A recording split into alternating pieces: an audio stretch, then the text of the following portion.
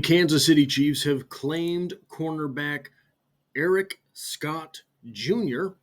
off of the waiver wire from the Dallas Cowboys, and now he is an active member of the Kansas City Chiefs. He is on the 53-man roster. I have 5 thoughts on that signing in just 1 second. Real quick, guys, if you allow me 20 seconds, the Kansas City Chiefs are the only thing that I talk about here, so if you find yourself here by chance but not design, consider hitting the subscribe button to stick around for more. But here's the thing. I am woefully behind on my upload schedule, on my production schedule, on my note-taking schedule. I was hoping to have 2 videos today. There are several videos on the way. There will be 2 videos tomorrow. Here is a preview of some of the stuff that I have coming up. A 53-man roster rundown for the defense, a 53-man roster rundown for the offense is already on the channel. I'm going to go man by man through the practice squad, and I have a video on how Brett Veach was a buyer at the roster cut down deadline. In addition to that, on game day, so because this is Chiefs news, analysis, and opinion every day of the week, 7 days a week. I have done so for 550, maybe 600 days now, somewhere in that range, every day.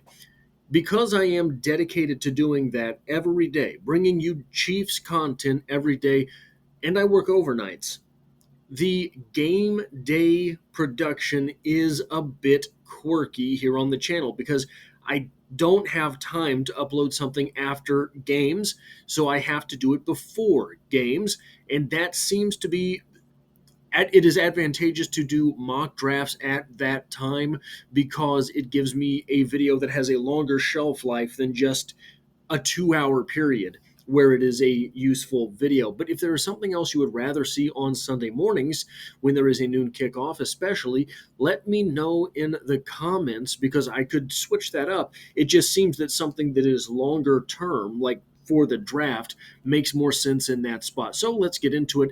The Chiefs claim Erik Scott Jr. Who is Erik Scott Jr.? Well, he's a cornerback who is 6 foot and 3/4 inches tall, 197 pounds. He's 26 years old already, which is a little bit confounding. He also has a confounding type of athleticism, 32 1/4 inch arms.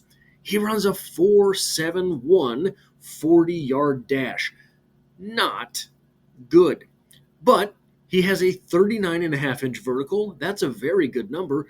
An 11 foot 1 inch broad jump. Another very good number. And he did 16 reps with 225 pounds on the bench press. Another very good number for a cornerback, especially a corner with those 32 1/4 inch arms.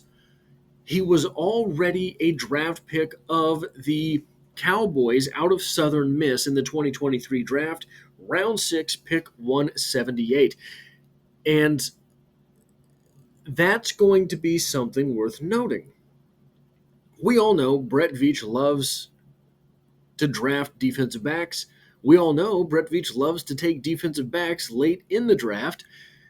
We're going to get into that with this number 2 talking point here, a run of poor choices. That's not fair, but I think it is something entertaining to sort of jest at. Kamal Hadden was already cut from the team despite being one of the final picks in the 2024 draft, round 6, pick 211, and Nick Jones was round 7, pick 250 in the previous year's draft, 2023. They're both now already gone from the team. That's not a great run. 2023, the 6th round also provided us Erik Scott Jr., now a Kansas City Chief through the wonders of the waiver wire. But in 2022, Najee Johnson and Jalen Watson were 7th rounders. They worked out. You skip 1 year in 2021, then in 2020, Thakarius Keys was not with the team for very long. You go back to 2019, Rashad Fenton was a 6th round pick, and he did not play in the NFL in 2023. What is going on here? Well, here's the thing. It's actually, in my opinion, a very good strategy by Brett Veach. The boom or bust on a defensive back in the NFL is something that is very hard to predict. Maybe not quite as hard as wide receiver, but I haven't looked at the exact numbers.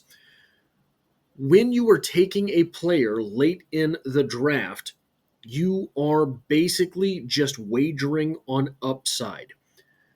Wagering on upside late in the draft, and you are putting that wager not on an offensive guard, with all respect to Trey Smith, but an offensive guard taken in the 6th round can sometimes start in the NFL. A defensive back, if you can get a starting defensive back in the 6th round of the draft, you've really done something. Not to mention, defensive backs are used very frequently on special teams. Not to mention, you use very many defensive backs during the course of a game. So you don't have to get a guy that can start. You can get a guy that can be rotational, and he still adds immense value to your team. The interesting thing about defensive backs in the draft is this.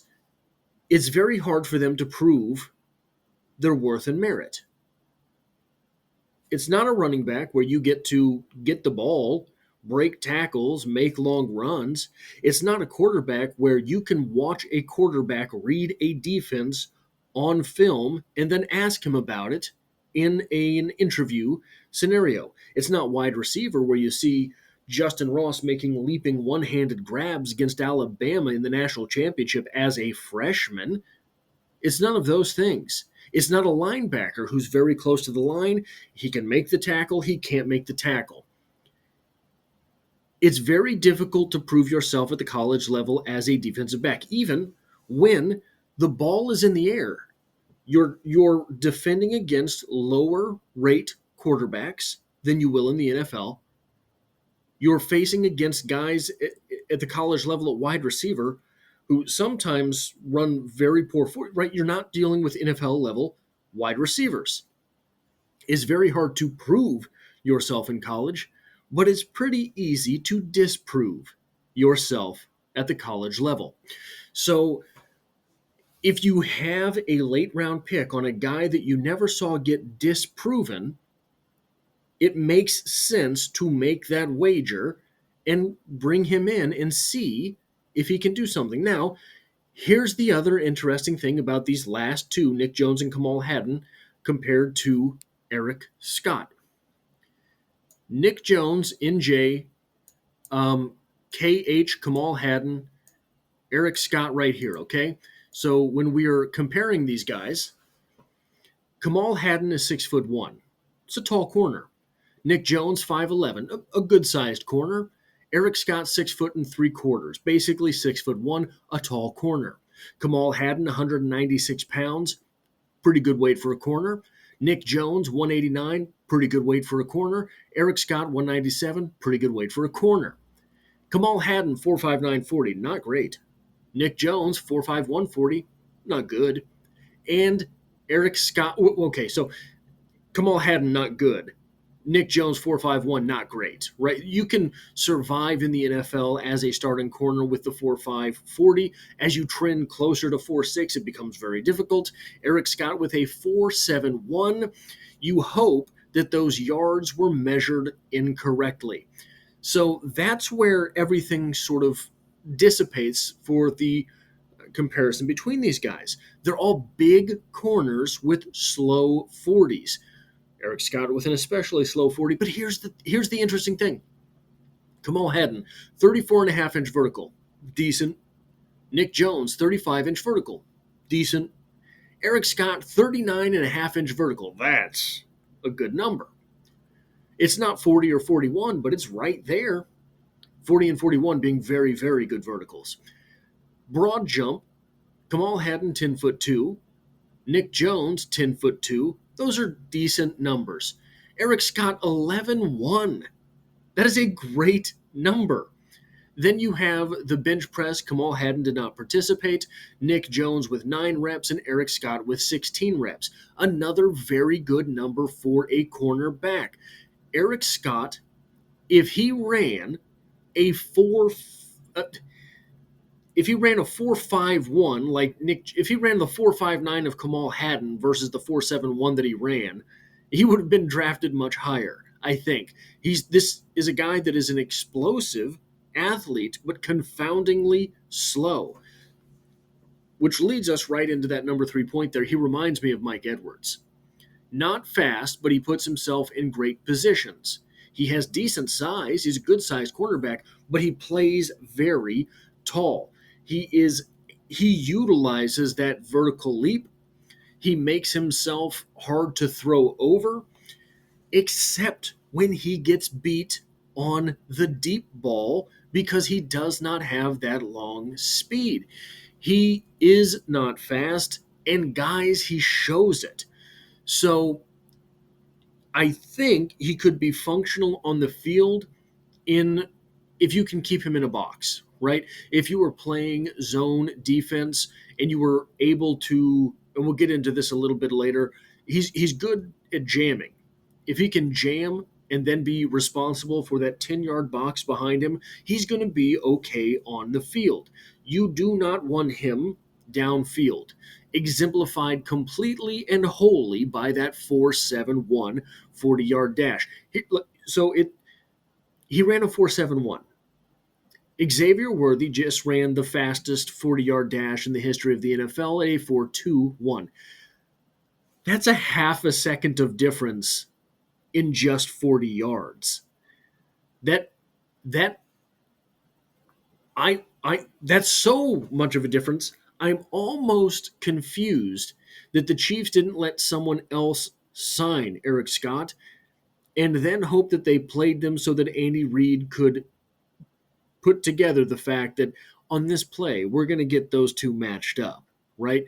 That is a wild difference in times for players that are going to be right across from each other. Another negative, but this is not a negative thing. I'm going to get to this final positive point with number 5 there. But number 4, he's going to need some work on tackling. There's not much NFL tape because all he's done is preseason, I believe. I believe he has 0 snap counts either on regular or special teams in the NFL. I think he must have been a practice squad guy, but I could not find that information on the internet from last year. His college film shows poor angles and poor effort. Those are things that are not going to allow him to last very long in a Steve Spagnuolo defense. Steve Spagnuolo loves aggressive cornerbacks. Steve Spagnuolo loves a guy who is able to lay a hit. And Steve Spagnuolo, quite frankly, is willing to reward you for being a willing tackler by putting you on the blitz and allowing you an opportunity to make a sack. Now, all of that said, the number 5 point here is something doesn't add up. You used a pick on Nick Jones. You used a pick on Kamal Hadden. You knew them and they had already spent time in your system. Why cast that aside for an older player who still isn't a veteran and doesn't know your system? My guess is this is not a move for defense. The Chiefs already have starting cornerbacks. This is a move for special teams. He's good in press coverage, and this could translate into him being a talented gunner, so long as you can pair him on that guy with a fast individual who can work him downfield, because a lot of times those are wide receivers or cornerbacks who run 4.4 or sub 4.4, and you need someone who's going to be able to recover if that guy gets traction and footing. Eric Scott does not have the recovery speed to get back there and make anything of jamming a guy and then losing him. So, in my opinion, this is probably a move that is for the special teams factor. That said, I think he could hold up in zone, as I have already said.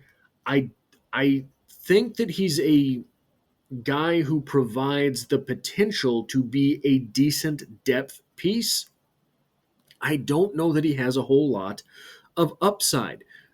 I thought Kamal Hadden had some pretty good upside. I thought, and obviously I'm wrong, right? He's no longer a Kansas City Chief. I thought Nick Jones showed you last year that he's able to hang in the NFL. This move is a little confusing to me. Not saying it's a bad move, I just don't really get it. Hopefully, I am proven wrong. That is all I have for this video. If you like or appreciate what it is that I do here, hitting the like button really does help me out, as it tells YouTube to share this video with other Kansas City Chiefs fans. And if you find yourself here by chance but not design, the Kansas City Chiefs are the only thing I talk about on this channel, dropping multiple videos every single week. And I hope to have you back for the next one.